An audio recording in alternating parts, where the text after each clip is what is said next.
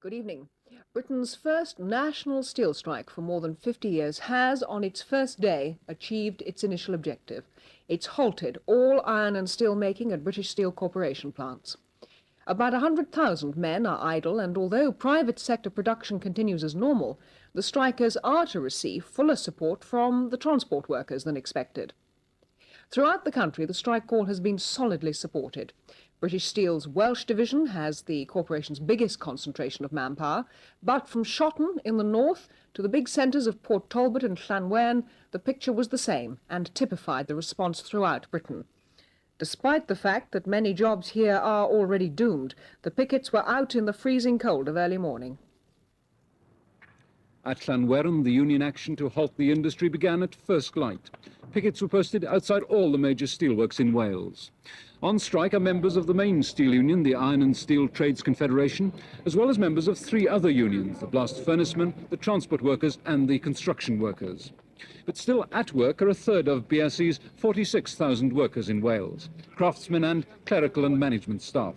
They're still negotiating about pay, and most waited patiently today to get past the picket lines and into work.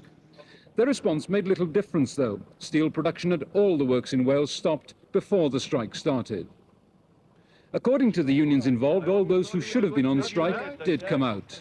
We're entitled to talk to you and try to persuade you not to go to work.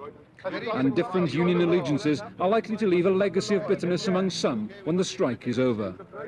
Now, if you insist on going to work, you can go to work. Nobody stop you, and nobody touch your car. What's a car? Careful the car. At the South Wales plants, the jobs of thousands are at risk. But at Shotton, the Steel Corporation's streamlining plans has meant that steelmaking will definitely end in 2 months' time, with more than 6,000 redundancies. Here, too, there was support for the strike, although most of the workers at Shotton will gain very little from any victory in this dispute. There's been no iron and steel making anywhere today throughout the nationalised steel industry.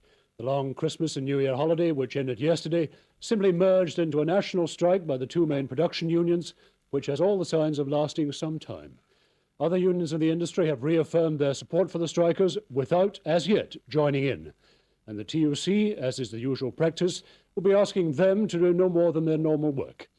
Canvassing the support of other unions has occupied most of the day for Bill Sears, the leader of the biggest steel union, the ISTC. This morning he saw Sid Wheel of the NUR, the main rail union, who agreed to tighten up their sympathetic action against the movement of steel and raw materials, both within Britain and coming into the country from abroad. Mr. Sears made a request to me as the British representative on the International Transport Workers' Federation Executive Board whether assistance could be given on an international scale. And as a consequence of a discussion I've had with the General Secretary of the ITF, it has been agreed to issue specific instructions today to all our affiliates throughout the world to ban all movements of steel to Britain. In my view, it was necessary to ask for a further tightening up as far as imported steel is concerned. I think I have said to you before that I would like it to be short and sharp, if possible, in order that indeed the suffering in the long run can be less. And if we can prevent steel coming into this country under any circumstances, I would suggest that industry may then be in a position of persuading this government and the employers that they will have to attempt to settle the problem. Such a ban on steel coming into Britain should mean not just railwaymen, but dockers and lorry drivers refusing to move any steel that does get shipped into British ports, and these are mainly the Humber ports. And it will mean steel going to private firms not involved in the strike being stopped. It's easy to see why the steel workers are concerned about imported steel. It accounts for 21% of the home market. The private sector steel makers like GKN, who are working normally, have 25%, and the British Steel Corporation 54%. A consignment of Dutch steel was offloaded today at King's Lynn in Norfolk, 800 tons of sheet steel and coil for the car industry and washing machine manufacturers. The British Transport Docks Board say it was unloaded and dispatched to customers as normal, but it may be the last if the union's action is effective.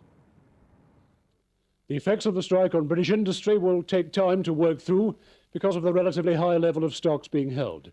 But when the strike does bite, it will bite deepest perhaps at BL, which gets 80% of its sheet steel from the British Steel Corporation.